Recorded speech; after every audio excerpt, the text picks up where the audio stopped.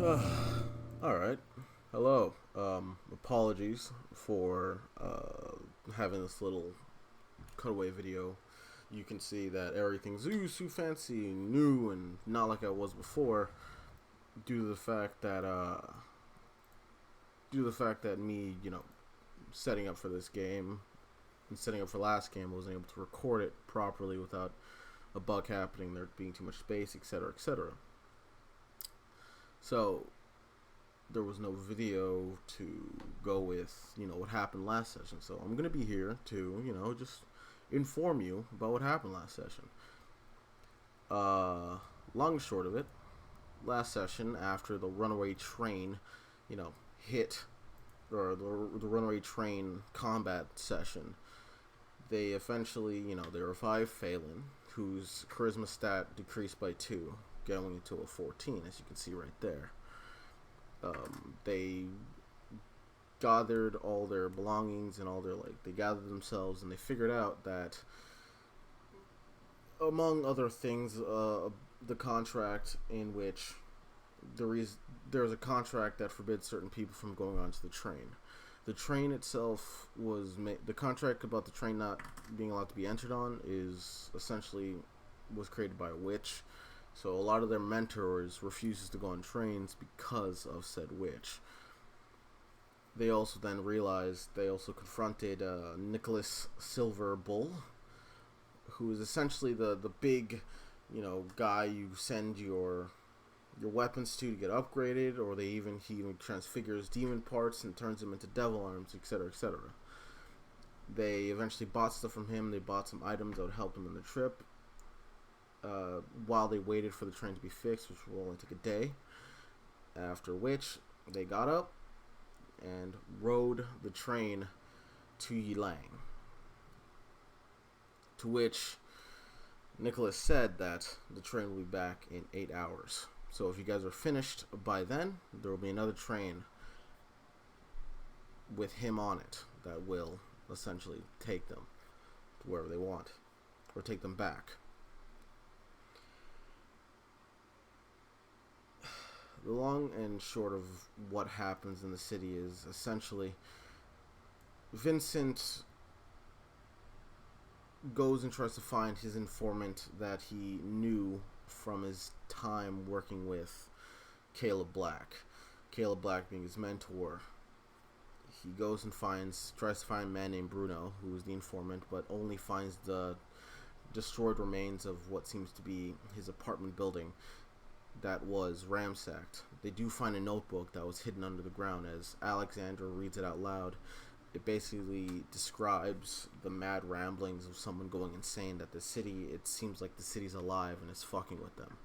To which everyone who is in the city at this point begins to start seeing things, small things that disturbs them desperately or makes them act in a different way. For the instance, Alex, you will see in this, coming video, Alex, her personality has shifted to such a degree that she's no longer caring about most things, and she enjoys the tense situation of, when things get worse, it gets funner. To which, at a certain point later, we cut to our boy, Joseph.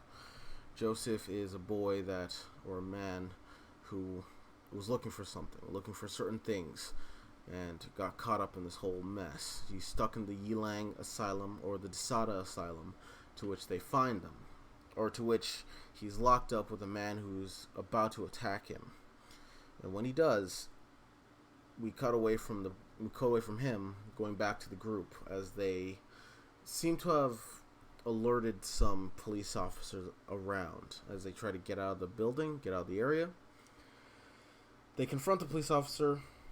It's later revealed that the police officer is a part of whatever the fuck is going on in the city, or the police force, due to not wanting to be involved in such a thing.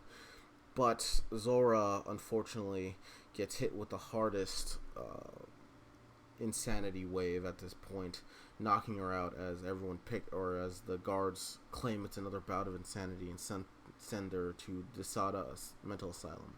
But before that, they could officially, get her there. The group ambushes the car, takes out whoever's driving the car and saves Zora, who is slightly drugged up at the moment. While they're raiding the car, and Alex is being as hysterical and insane as, as she, more than usual, Vincent decides to go up ahead slightly and hears Joseph screaming in agony and terror, to which he decides, oh fuck, I gotta be a hero, and goes inside, jumps over the barrier that he notices is around the hospital or the mental asylum, but he doesn't seem to be affected. Later on, everyone sort of charges in, follows suit, and they notice that, well, Vincent, being the first to get there, notices that Joseph has the similar abilities to Vincent himself, to which he summons an avatar, basically what you would call a stand, but not a stand. It's basically the culmination of all his mental anguish and despair, or his insanity, is what I'm going to call it. Can neither confirm nor deny. But, long story short, after they dealt with that problem happening, at the top of this mental asylum, they see Keskaban. They're like, oh yes, you're here. To which Keskaban begins to, mock them, taunt them, as he does, like an asshole. And Alex and all of them rebuttal in their witty remarks, as they usually do, until some demons begin to pop up again. And throughout this entire time, there's been litters of insanity bouts that they sort of fight against just barely enough, even causing Shilong to relive some moments of the past that sort of get them, fucked up.